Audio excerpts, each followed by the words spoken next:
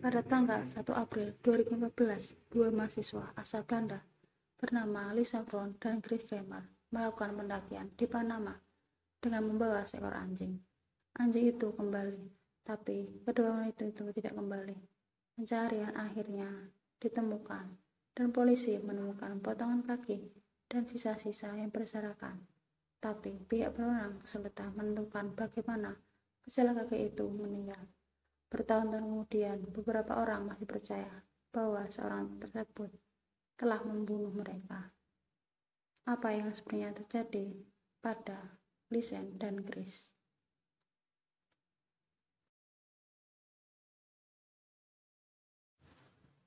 Lisa Brown dan Chris Kramer melakukan perjalanan dari Belanda ke Panama, di mana mereka bermaksud untuk membantu komunitas lokal, menjadi sukarelawan bersama anak-anak, serta belajar bahasa Spanyol. Namun miskomunikasi menyebabkan mereka tiba di waktu terlalu dini untuk program mereka. Kedua orang itu ingin melihat waktu sebanyak mungkin, menyewa pemandu untuk mengajak mereka berkeliling pada tanggal 2 April 2014. Namun, sehari sebelum tur pemandu, mereka memutuskan untuk menjelajahi area di sekitar gunung baru yang aktif menuju kontinental Divide. Lisan dan Chris berangkat ke hutan di sepanjang jalur Pianista sekitar pukul 11 pagi pada tanggal 1 April 2014, membawa ransel mereka. Blue, seekor anjing yang dikenal di seluruh komunitas, dilaporkan mengikuti mereka di sepanjang jalan. Itu adalah terakhir kali ada yang melihat kedua wanita itu hidup. Kedua wanita itu melakukan pendakian sendirian, hanya menanyakan arah dari pemilik penginapan setempat yang menyarankan mereka untuk naik taksi kembali ke kota. Orang-orang mulai mencurigai sesuatu terjadi ketika anjing Blue kembali dari pendakian tanpa ditemani. Ketika baik Lisan maupun Chris tidak muncul, masyarakat memutuskan untuk menunggu hingga keesokan harinya untuk menghubungi pihak berwenang. Sementara itu, pada April 2015, pasangan tersebut melewatkan janji temu dengan pemandu wisata sewaan mereka. Warga Lisan dan Chris juga menjadi khawatir ketika mereka tidak mendapatkan panggilan check-in seperti biasa. Pada tanggal 3 April 2015, pihak berwenang memulai pencarian udara di hutan dan pencarian waktu dengan berjalan kaki. Setelah hilangnya Chris dan Lisa, pihak berwenang melakukan penggeledahan dengan berjalan kaki maupun udara. Pada 6 April 2015, orang tua kedua wanita itu menjadi panik, lalu terbang ke Panama bersama detektif dari Belanda. Sampai di sana, keluarga dan detektif memulai pencarian besar-besaran. Untuk sementara, banyak yang menduga Chris dan Lisa tidak pernah tersesat di gunung, melainkan menjadi korban kejahatan. Upaya pencarian dilakukan di dalam hutan yang dilalui para remaja putri menggunakan tim mencari jalan kaki dan unit anjing pelacak. Tim menyelidiki selama 10 hari. Perburuan mereka diperkecil pada 15 April 2015, meskipun berlanjut selama 10 minggu. Seorang wanita dari suku KB setempat menyerahkan tas punggung biru yang menurutnya dia temukan di sepanjang tepi sungai terdekat. Ransel itu berisi kacamata hitam, kamera, 2 ponsel, uang, paspor, dan botol air. Setelah menemukan telepon wanita tersebut, pihak berwenang mendapat petunjuk. Begitu mereka memeriksa telepon, penyelidik mengungkap garis waktu yang membingungkan dan suram.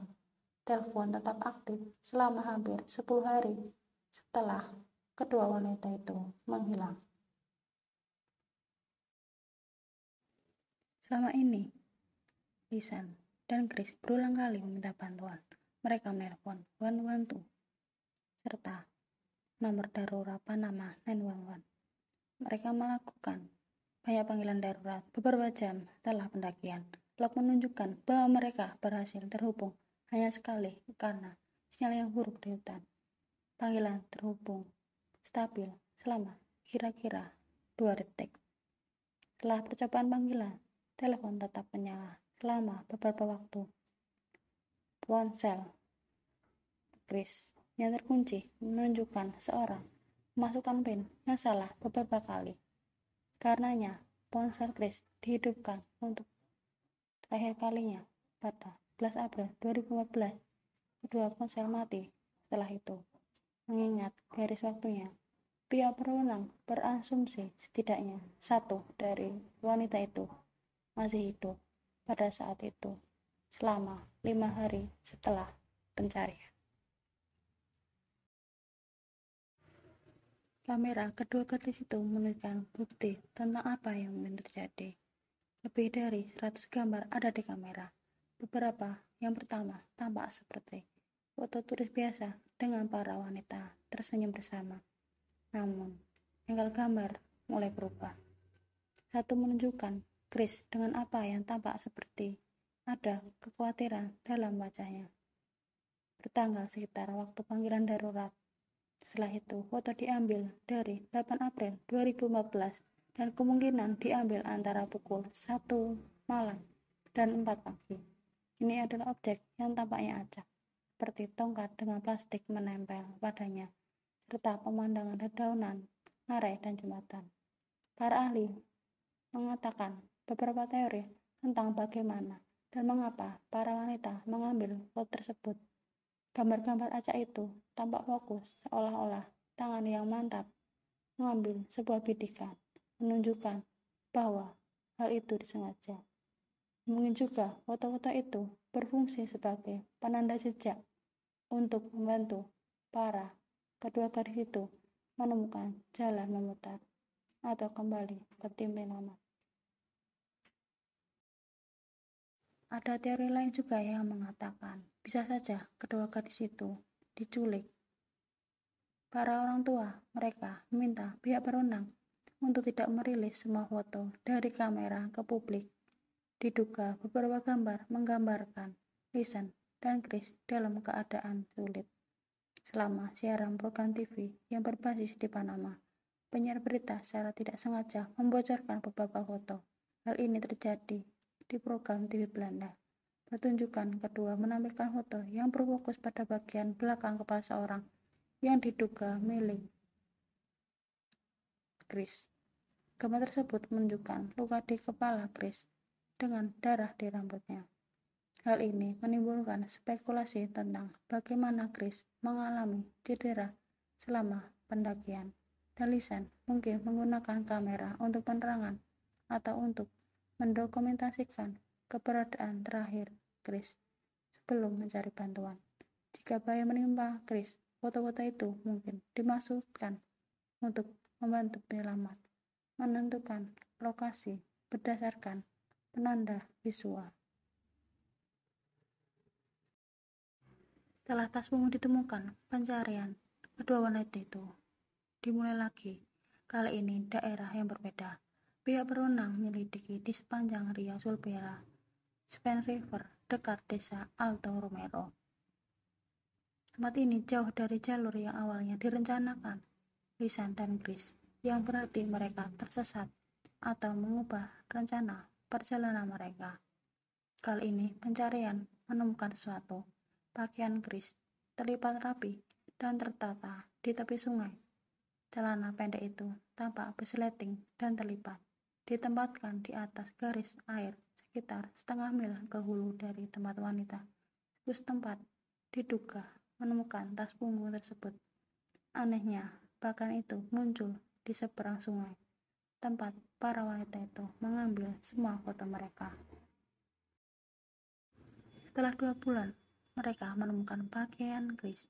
Pencarian lebih lanjut akhirnya menemukan sisa-sisa manusia. Para pencari menemukan sebuah sepatu di balik pohon di sepanjang sungai. Tempat asal itu dilaporkan muncul.